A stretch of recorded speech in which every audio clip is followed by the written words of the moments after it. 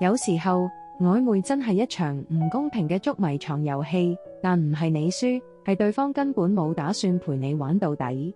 你諗住認真投入，對方卻隨時抽身，一句都唔交代，留低你喺度自我懷疑、自我檢討。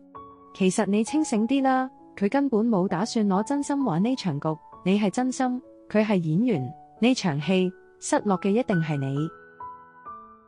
啲人曖昧嘅時候，總係玩到好似好認真咁，但其實呢啲互動只係佢嘅高峰期，唔係你哋感情嘅開始。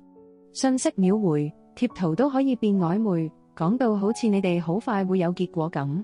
咪傻豬豬啦，呢啲玩曖昧嘅人只係享受刺激，唔係享受你。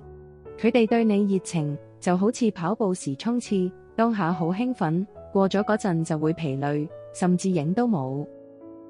你以為呢啲互動係升溫，實情佢已經開始降溫，甚至退場。你仲喺度幻想關係嘅可能性，佢已經一步步抽離，留低你喺起跑線上發呆。最慘係，你仲諗住係咪自己做錯咗啲乜，係咪唔夠主動，又或者太過主動？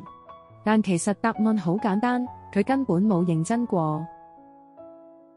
最冷酷嘅真相係曖昧中嘅熱情，唔係因為你特別，而係你剛好出現。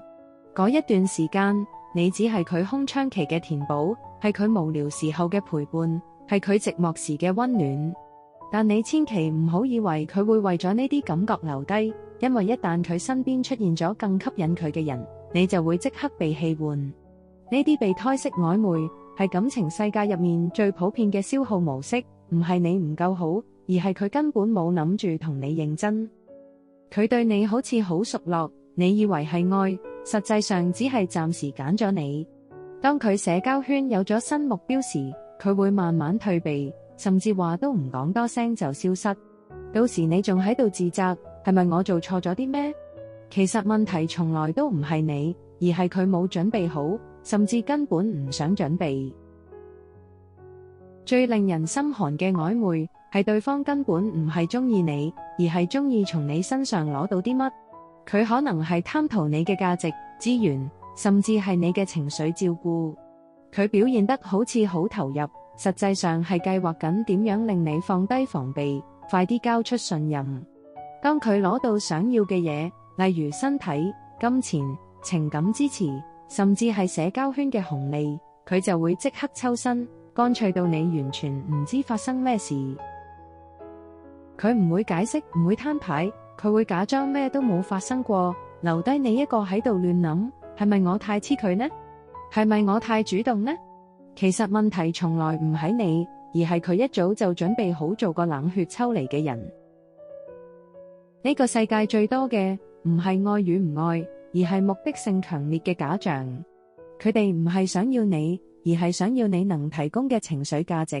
真正想發展感情嘅人，唔會令你覺得咁心累，唔會忽冷忽熱，亦唔會喺你心動嗰一刻突然抽身。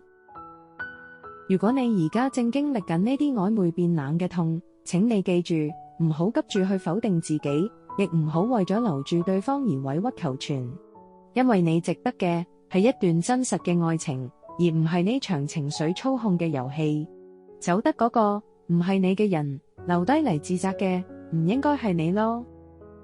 如果你喜歡呢段視頻，記得俾個 like， 訂閱我哋嘅頻道，仲有撳埋隔離嗰個小鐘仔，你就唔會錯過我哋之後更多精彩分享啦。多謝支持。